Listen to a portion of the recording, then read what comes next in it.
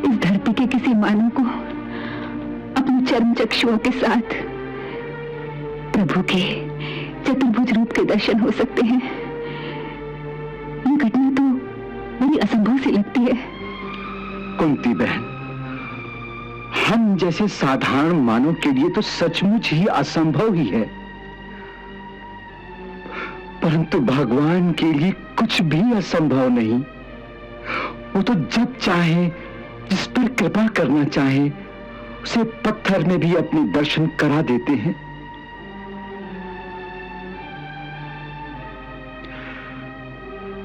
मेरे साथ भी उन्होंने यही किया।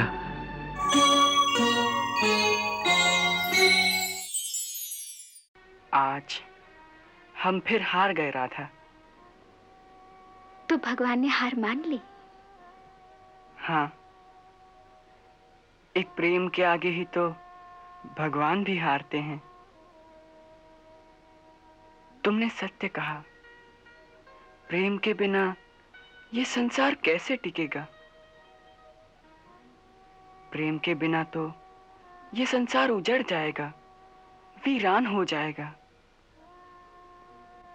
क्योंकि प्रेम ही जगत का सार है और प्रेम ही इस सृष्टि का आधार भी है। श्री कृष्ण केवल राजकुमार ही नहीं, कुछ और भी हैं। आप उनके उत्तरदायित्व को समझ सकते हैं? अक्रूर जी, जो विद्या, जो ज्ञान आप उन्हें सिखाना चाहते हैं, वो सब मुरली की धुन में छुपा हुआ है। उसी के स्वरों में इस ब्रह्मांड की उत्पत्ति का राग है और सृष्टि की प्रलय भी उसी के सुरों में छुपी है। उसी मुरली के सुरों के उतार चढ़ाव से इस सारी सृष्टि का संतुलन भी होता है और उसी में वैराग्य के स्वर भी बोलते हैं।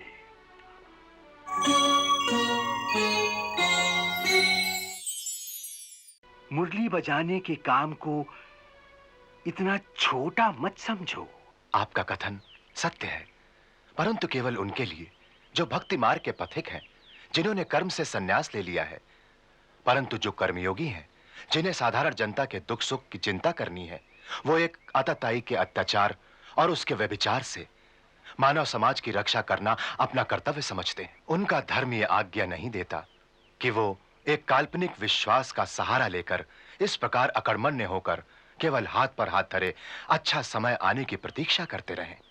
हाँ क्रूर जी, ये भी ठीक है जो आप कहते हैं। कर्मयोगी का यही धर्म है।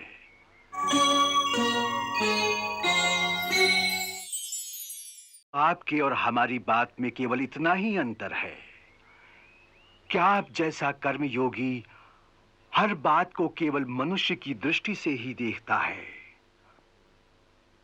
और केवल मनुष्य की शक्ति पर भरोसा रखकर अपना कर्म निर्धारित करता है। परंतु हम जैसे भक्त केवल उसकी शक्ति पर भरोसा रखकर कर्म करते हैं जो मनुष्य को भी शक्ति देता है। हम कर्म तो करते हैं, परंतु अपने कर्म की अति शीघ्र सफलता के लिए इस तरह बेचैन नहीं होते, क्योंकि हम जानते हैं कर्म अवश्य सफल होगा, परंतु जब ठीक समय आएगा।